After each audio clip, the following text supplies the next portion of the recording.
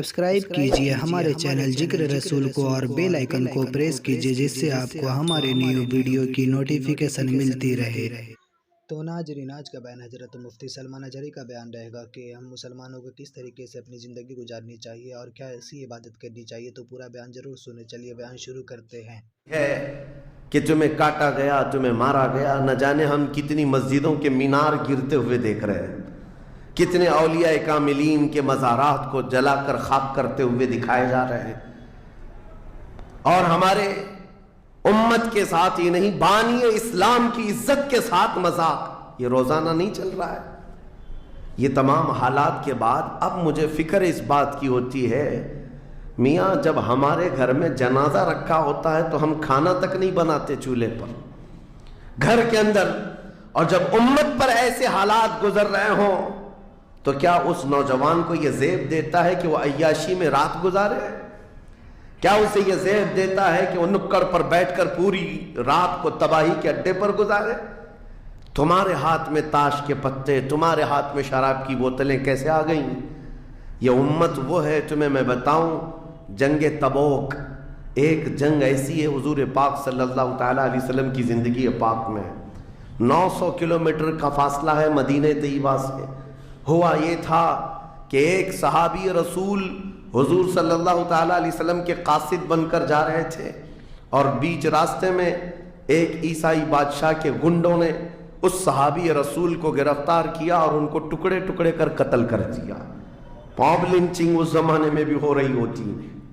یہ خبر جیسے ہی مدینہ طیبہ پہنچی، وہ لوگ ایسے نہیں تھے کہ انا للہ پڑھ کر خاموش ہو جاتے ہیں۔ صحابہ کرام کا جم غفیر مدینے میں جمع ہوا، عرض کیا صحابہ کرام پڑھ کر خاموش ہو جاتے ہیں۔ صحابہ کرام کا جم غفیر مدینے میں جمع ہوا، عرض کیا یا رسول اللہ صلی اللہ علیہ وسلم آپ کا حکم کیا ہے؟ نبی کریم صلی اللہ تعالیٰ علیہ وسلم نے صحابہ کرام کو بھیجا، اس میں سپہ سالار کی تعداد کئی صحابہ کی تھی، اور جب یہ لشکر جرار مدینہ طیبہ سے نکلا، 900 کلومیٹر دور چل کر کے گئے، اور وہاں جا کر کے جن لوگوں نے حضور اور لوگوں کو یہ میسج دیا تھا کبھی حضور کے غلاموں کی طرف چھیڑ خانی نہ کرنا ورنہ پورا مدینہ باہر آ جائے گا۔ یہ یونیٹی، یہ اتحاد، ان کے اندر یہ احساس میرے آقا صلی اللہ تعالیٰ علیہ وسلم نے پیدا کر رکھا تھا کہ کل مؤمن جسد واحد۔ حضور صلی اللہ تعالیٰ علیہ وسلم نے فرمایا کہ پورا جتنے مومن ہیں وہ سب ایک جسم کی طرح ہیں، ایک جسم کی طرح ہے۔ اذا اشتکا عضو تداعى له سائر الجسد بالسحر والحمى، جیسے ایک پارٹ کو اگر درد ہوتا ہے تو پورے جسم میں بخار آتا ہے۔ مومنوں کی کیفیت یہ ہونی چاہیے، لیکن احساس دھیرے دھیرے ختم ہوتا چلا گیا۔ آج ہماری پستی کا ایک سبب یہ بھی بتایا جاتا ہے، جس کو شاعر نے کہا تھا، قوت فکر و عمل پہلے فنا ہوتی ہے جب کسی قوم کی شوکت پہ زوال آتا ہے۔ سوچنے سمجھنے کی صلاحیت پہلے ختم ہو جاتی ہے، آدمی سوچتا نہیں، سمجھتا نہیں، بس اپنے وقت کو ضائع کر رہا ہے، برباد کر رہا ہے، بیٹھا ہوا ہے، گپیں لگا رہا ہے۔ میں آپ کو بتاؤں، ہماری عمروں کا احتساب ہونا چاہیے۔ ہماری زندگی کو گن کر کے دیکھیں، کتنے سال کے ہیں ہم؟ 25 سال، 30 سال، 35 سال، 40 سال، اور اس کے بعد گنو ہم سے کیا ہو سکا ہے اس دنیا میں؟ ہم اس دنیا میں کیا کر چکے اب تک؟ ہم سے کچھ نہیں ہوا۔ اگر تاریخ میں آپ کو بتاؤں میرے عزیزو، آپ کو پتہ ہے اس ہندوستان کی سرزمین پر سب سے پہلے لشکر اسلام کی سپہ سالاری کرتے ہوئے آنے والا ایک نوجوان محمد بن قاسم 10,000 کا لشکر لے کر عرب سے آیا تھا اور پرچم اسلام لہرایا تھا۔ تاریخ میں آج بھی رقم ہے، اپنے تو اپنے پنڈتوں نے بھی اس تاریخ کو لکھا ہے، ہاں پنڈتوں نے بھی لکھا ہے۔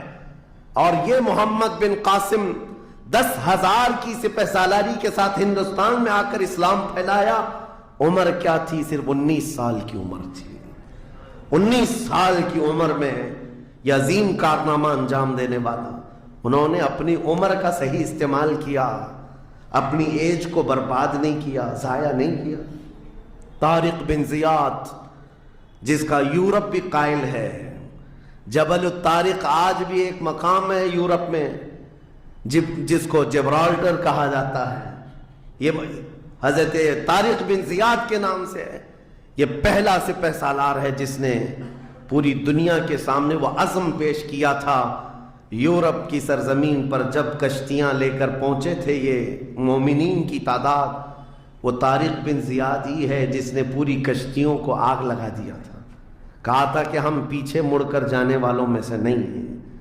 جتنے ساتھ آئے تھے سمندر پار کر کے، کشتیوں کا سفر تھا، کشتیاں لکڑی کی بنی ہوئی، آگ لگا دیا اور کہا اب اس عزم کے ساتھ اترو، یا تو ہماری قبر بنے گی یا تو ہمارا جھنڈا لہرائے گا۔ میرے عزیزو، عمر 22 سال کی تھی، طارق بن زیاد، اور ایک دو نہیں، میں تمہارے سامنے مثالیں رکھوں۔ ہندوستان کی سرزمین پر ایک ولی کامل کی آپ کو میں تاریخ اگر بتاؤں، جو سرکار سیدنا غریب نواز رضی اللہ تعالیٰ عنہ سے بھی 200 سال پہلے اس ہندوستان کی سرزمین پر تشریف لائے اور اسلام کی خاطر لڑتے لڑتے شہید بھی ہو گئے، اور جن کا لقب سلطان الاولیاء ہے، سیدنا سالار مسعود غازی رحمۃ اللہ علیہ، ان کے متعلق یہ فرمایا گیا وہ سلطان الاولیاء ہے، ہندوستان کے اولیاء اکرام کے بادشاہ کی حیثیت ہے۔ سرکار غریب نواز سے بھی پہلے آئے، لیکن ان کی عمر ان کی شہادت کے وقت 19 سال کی تھی۔ صرف 19 سال کی عمر میں وہ مقام عظیم پا لیا۔ ہماری تو زندگی کی عمریں پتہ نہیں کتنی چلی گئیں، اور ہم میں سے کوئی کارنامہ نہ ہو سکا، کارنامہ نہ صحیح زندگی گزارنے کا سلیقہ بھی نہیں آ سکا۔ کارنامے نہ ہو تو الگ بات ہے، لیکن مسلمان تو بن جاتا کوئی۔ عزیزان گرامی وقار، میں آپ کو ایک بات بتا دوں، جو زندگی ملی ہے کچھ ایسا کر جاؤ کہ تمہاری تاریخ رقم ہو جائے، ورنہ قبرستان جا کر کے دیکھنا، وہاں تو لکھے ہوئے کتبے بھی مٹ گئے، قبروں میں کون سویا ہے ان کو بھی لوگ فراموش کر چکے، بھول گئے، سب بھول گئے۔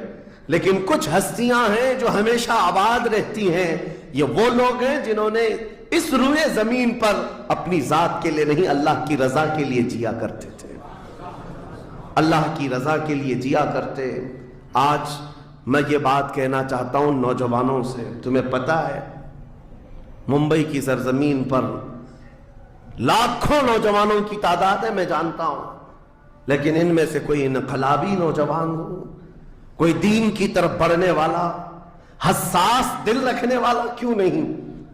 خاص طور پر آپ کے ان علاقوں میں تو نشہ اتنا عام کر دیا گیا ہے، ہم دور دراز علاقوں سے سنتے ہیں کہ مسلمانوں کی میجورٹی والے علاقے، یہاں نشہ بکتا بھی ہے، کرتے بھی ہیں، رات بھر اسی میں پڑے رہتے ہیں۔ کس نے اس دنیا میں تمہیں ملوث کیا ہے؟ یہ وہ قوم ہے جو قیصر و کسریٰ کو گھٹنے پر لے آئی تھی، یہ وہ قوم ہے جس نے دریائے دجلہ میں گھوڑے دوڑا دیے تھے، یہ وہ قوم ہے جس نے افریقہ کی جنگلوں میں بھی اذانیں دی تھی، یہ وہ قوم ہے جس نے یورپ کے کلیساؤں میں کلمہ توحید کو بلند کیا تھا۔ لیکن آج اسی قوم کی حال یہ ہے کہ دنیا ہر گھڑی ہمارے اعمال کو نشانہ بنا کر کے ہمیں ڈیگریڈ کرتی جا رہی ہے۔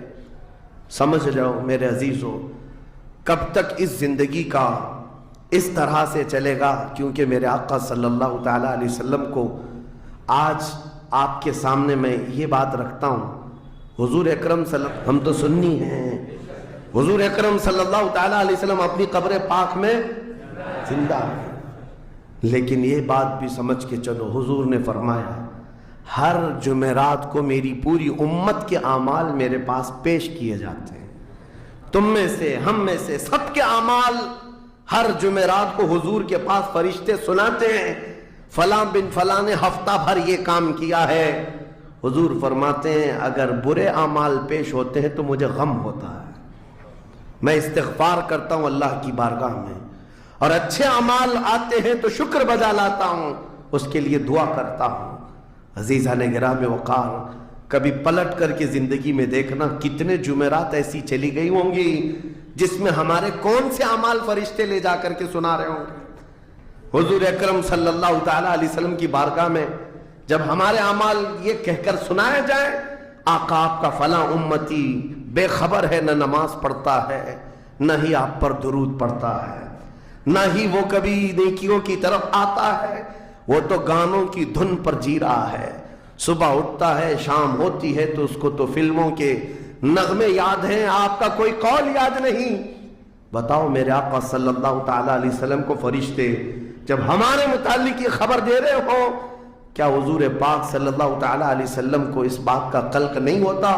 یہ وہ امت ہے جس کے لیے میں رات رات بھر کھڑے ہو کر دعا کرتا تھا، آج یہ ہم کو فراموش کی ہوئی ہے۔ زندگی گزارنے کا مقصد سمجھ جاؤ میرے عزیزوں۔ اسی لیے میں آپ کو کہتا ہوں کہ زندگی یہ نہیں ہے، حضور تاج الشریعہ رحمۃ اللہ علیہ نے فرمایا زندگی یہ نہیں ہے کسی کے لیے، زندگی ہے نبی کے لیے۔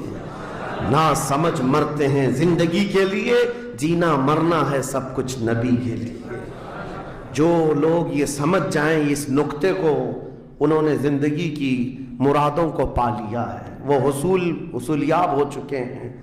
لیکن جو اب تک بھٹکے ہوئے ہیں ان کو میں دعوت فکر دوں گا، ایک بار سوچ لو، ویسے ہی دنیا ختم ہونے والی ہے اور تمہاری موت آنے والی ہے۔ ایک بار سوچ لو کہ ہمارے ساتھ آخرت میں ہونا کیا ہے، قبر میں ہمارے ساتھ بیٹھنے والا کون ہے، ہمارے ساتھ تنہائی کا نگہبان کون ہے، اور محشر کے اس بھرے میدان میں ہمارا ہاتھ پکڑنے والا صرف اور صرف ایک ہی ذات ہے۔ کون دیتا ہے دینے کو منہ چاہیے، دینے والا ہے سچا۔ حضور پاک صلی اللہ تعالی علیہ وسلم کی طرف لو لگا دو۔ اس کو جن لوگوں نے اپنی زندگی میں پہچان لیا وہ امام اہل سنت بن گئے، مجدد وقت بن گئے۔ اعلیٰ حضرت امام اہل سنت فاضل بریلوی رحمۃ اللہ تعالی علیہ کے متعلق اور بہت سارے علوم پر انہیں مہارت تامہ حاصل تھی، سب اپنی جگہ پر، لیکن یہ سارے علوم نے مل کر اعلیٰ حضرت کو اعلیٰ حضرت نہیں بنایا۔ ان کو اعلیٰ حضرت بنانے والی چیز حقیقت میں عشق رسول ہے۔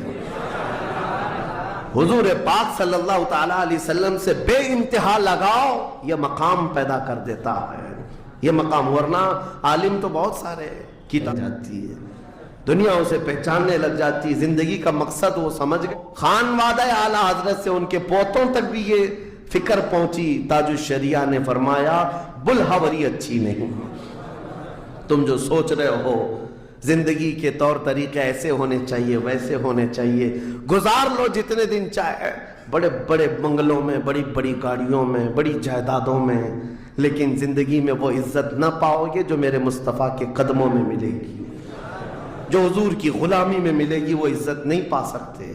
عزیزان گرامی وقار، نبی کریم صلی اللہ تعالی علیہ وسلم کے ان صحابہ کو دیکھتے ہیں جنہوں نے زندگی کو ضائع نہیں کیا، ایک پل بھی ضائع نہیں کیا۔ آج میں آپ کو اسی لیے کہہ رہا ہوں موت آنے والی ہے، اس سے پہلے ایک وقت بھی، ایک لمحہ بھی ضائع ہونے مت دینا، برباد ہونے مت دینا۔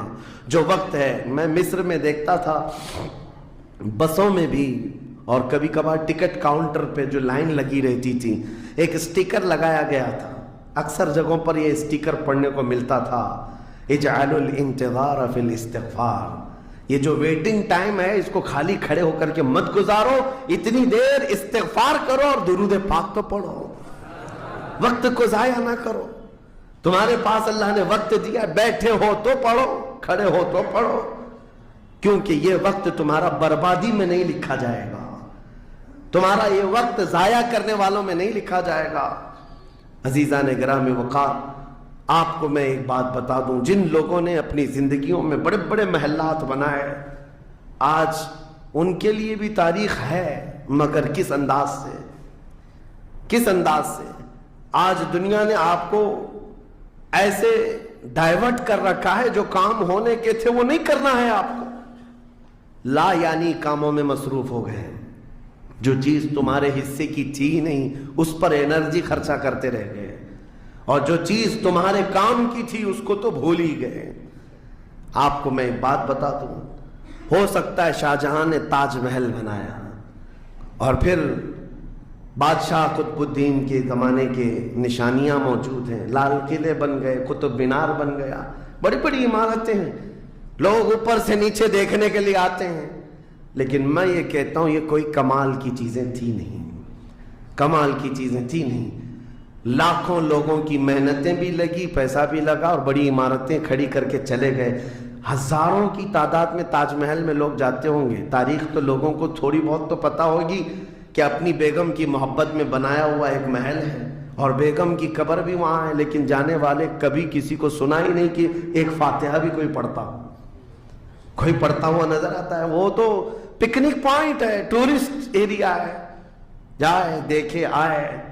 लेकिन मेरे अजीजों, ये बड़े बड़े महलात अपनी नामोरी के लिए बनाकर तो चले गए, लेकिन आओ बरेली शरीफ की सरजमीन पर एक मदरसा जो आला हजरत ने बनाया, मुबारकपुर की सरजमीन पर जामिया अशरफिया जो हुजूर हाफिज मिल्लत ने बनाया, ये इमारतें आज भी दावत दे रही हैं। एक दो नहीं, हर साल हजारों की तादाद में आलिम और मुफ्ती वहां से निकला करते हैं।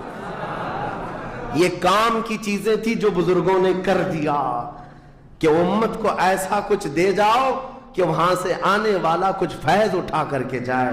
ताजमहल लेकर के क्या करना है? पैसे कमाना है या टूरिस्ट एरिया बनाना है? लेकिन एक ऐसा इदारा जिसमें पढ़ करके दुनिया रोशन होती और आखिरत भी रोशन होती। हम सुन्नियों के हाँ ये चीजों की जरूरत थी, हमें लायानी चीजों में मसरूफ कर दिया गया है। मैं अब तो आपको पता ही होगा, मुझे तो जलसों वाला आदमी बना दिया गया।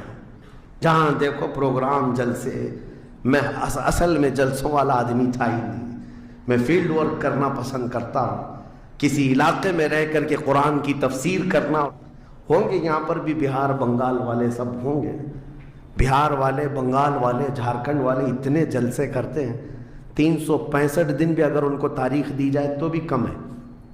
एक एनालाइज करने वाले बिहार के रिपोर्टर हैं, उन्होंने रिपोर्ट ला करके हमारे सामने बताई कि हजरत 2022 में स्टेट ऑफ बिहार में 4000 जलसे हुए। 4000 जलसे। मैं इनका मुखालिफ नहीं हूं, लेकिन एक फिक्र आपको बता रहा हूं। 4000 जलसे, जिनमें से हर जलसे का कम से कम खर्चा 5 लाख रुपए, उससे कम खर्चा करते नहीं। 6-6 महीने चंदा करते हैं, उसके बाद बड़ा जलसा करते हैं। कैलकुलेशन करके देखा गया तो साल में 2000 करोड़ रुपए खर्चे हुए। 2000 करोड़ रुपए। मेरे अजीजों, ठीक है ये सब अपनी जगह पर, लेकिन पूरे स्टेट पर घूम करके देखें तो मुसलमानों के नाम की एक यूनिवर्सिटी भी नहीं है, कोई एक बड़ा इदारा नहीं कायम कर सके। 2000 करोड़ की भारी रकम साल भर खर्च करने वाला गरीब स्टेट जिसको लोग समझते हैं। मेरे अजीजों, मैं ये बात इसलिए अर्ज कर रहा हूं, जिन चीजों में तुम्हारा जहन उलझ गया ये वो तुम्हारे काम की नहीं थी। आला हजरत ने बहुत पहले फरमाया था, ये दुनिया का हाल ये है, शहद दिखाए जहर पिलाए। यहां पर चकाचौंध दिखने वाली चीजें वो तुम्हारे हक की नहीं है। और मुंबई वाले क्या करते हैं? वो तो बिहार वाले जलसों में हैं, मुंबई वाले खिचड़ा कंपटीशन करते हैं। हाँ, इस मोहल्ले में 51 देग बनी है तो हमारे यहाँ 60 देग बनेगी, 70 देग बनेगी। और खाता कौन है? जो पहले से खाए हुए लोग हैं। दिन भर 5 टाइम खाने वाले लोग ही खिचड़ा खा रहे हैं। सवाब तो उनके लिए था उस गरीब को खिलाने पर जिसके घर में एक रोटी है तो दूसरी रोटी नहीं है। खिलाना बिल्कुल सवाब है, हदीसों में मिलता है। खिलाने से बढ़कर के सवाब नहीं है, पहनाने से बढ़कर। सरकार गौसे पाक का ये फरमान भी है, मैंने सारी नेकियों को उलट पलट करके देख लिया, रहमान को 2 नेकियां सबसे ज्यादा पसंद है, एक भूखों को खिलाना, नंगों को पहनाना। ये 2 चीजें। लेकिन यहां पर किन लोगों को खिलाया जा रहा है? हम ही लोग तो खाते हैं। हमारे घर में भी खाना बन रहा था, एक दिन सड़क पे बना लिया, एंटरटेनमेंट कर रहे हैं। और इस पर आप ये न समझें कि मैं इन तमाम चीज़ों का मुखालिफ हूँ। करो, जितनी हैसियत है उतनी करो, लेकिन ये नहीं है कि हमारा सारा का सारा दारो मदार इसी पर है। सुन्नियत इसी का नाम नहीं। होना तो ये चाहिए ताकि हमारे पास ऐसा मजबूत किला होता जो हर जमाने में मेरे मुस्तफ़ा की इज्जत पर पहरा देने वाले सिपाही वहां पर तैयार हो रहे होते। हमारे पास नहीं है उन तमाम चीज़ों की। इसलिए मुझे दर्द होता है इस बात का कि हमने जिन चीज़ों के लिए अल्लाह ताला से अमानत ली थी, हमें अल्लाह ताला ने नवाजा था, वो हमारी रकम भी गलत जगह जाती, हमारी ज़िंदगी का वक्त भी गलत जगह जा रहा है। अजीज़ान गिराम वक़ा, इन सब चीज़ों का सवाल होगा क़यामत के दिन हमसे, हर चीज़ का सवाल होगा। अगर हमने वक्त को ज़ाया किया है और अपना माल भी गलत जगह इस्तेमाल किया है, हर जगह हमारी पकड़ होगी, हमारी पकड़ होगी। एक हफ्ता कबल मैंने सुना, हमारे चाहने वाले हैं अजीज, उन्होंने कहा एक दरगाह पे गए थे, सुना है एक बहुत बड़े सेठ हैं, वो 2.25 करोड़ का सिर्फ दरवाज़ा बना रहे हैं अल्लाह के वलियों के आस्थानों पर। मेरे अजीजों, ये अल्लाह के वो वली हैं, न तुम्हारे दरवाजे के मोहताज हैं, न तुम्हारी चादर के मोहताज। उनके इंतकाल के बाद जो उनको अल्लाह ने मकामात दिए वो तुम नहीं पहुंचा सकते। वो तो अल्लाह ताला के रहमत में है, जिन्हें अल्लाह ताला जन्नत के जोड़े पहना चुका हो, जिनके लिए जन्नत की हवाएं चल रही हों। उन औलिया के मिशन को जिंदा करना हकीकत में इसाले सवाब। उनके लिए सबसे बड़ी नजर और नियाज यही है। माररा मुतहरा में हाजिर था, बड़ी खुशी हुई, साहब सज्जादा ने बढ़ करके ये ऐलान किया था, आने वाले ज़ायरीन जितने Low risk equals low returns? Not always. Trade in futures and options. जितने सुन्नी आते हैं, हम उन सब से कहते हैं कि हमारे औलिया जितने यहाँ आराम कर रहे हैं, इन औलिया को जो चादरें डालनी थी वो हम डाल चुके। तुम्हारी तरफ से अब किसी चादर के लाने की जरूरत नहीं, और अगर लाना ही चाहते हो एक दुपट्टा ले जाओ और गरीब बहन के सर पर ओढ़ा दो। ये पैगामात थे खानकाहों के, हकीकत में यही उम्मत का काम है। अजीज़ान गिरामी वक़ा, तो नाजरीन, अगर बयान अच्छा लगे तो वीडियो को ज़रूर लाइक करें और हमारे चैनल को सब्सक्राइब करें और लोगों तक ज़रूर पहुँचाएं। अल्लाह हमें और आपको नेक अमल करने की तौफीक अता फरमाए। आमीन।